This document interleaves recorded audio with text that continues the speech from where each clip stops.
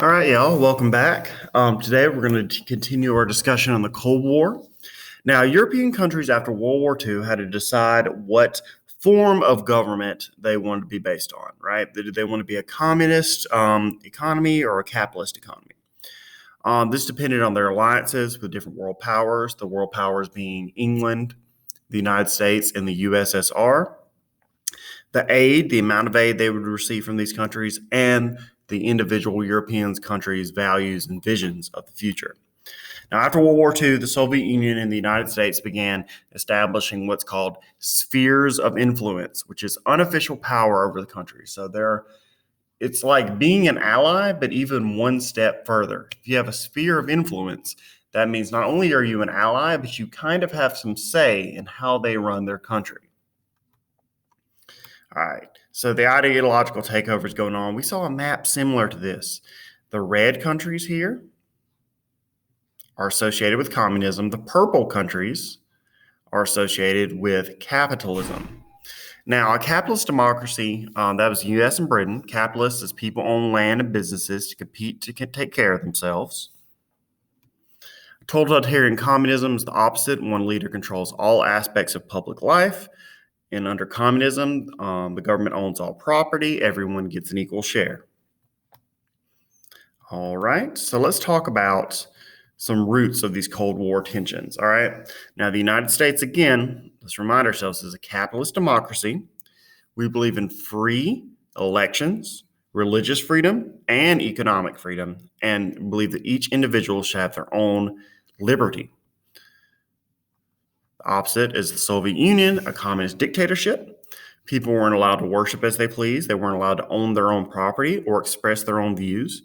And those that opposed this system risked imprisonment. Now, the fear was, for us, that the Soviets were attempting to spread communism all around the world, specifically in Western Europe, all our friends in Western Europe, and in Asia. So 1947, Greece and Turkey battling communist forces seek to gain control, and they needed aid. So the U.S. was the only country that was willing or able to help them. This established what we talked about briefly yesterday, the Truman Doctrine. Truman basically was saying we're going to give money, welfare to these nations in order to ensure world peace. There's Truman right there. Truman voted, our Congress, voted to give $400 million in aid and military support for Greece and Turkey. Truman's promise not only was to help them, but also to help them struggle against communism. He did not want communism to take Turkey and Greece, some of our allies. So this is a new course for American foreign policy. We're not isolationists anymore. We're imperialist, and we're moving to a new type of word called containment, which means we're not going to directly attack countries that are communist, but rather we're going to try to contain it where it is, and make sure our allies aren't taken over by communism.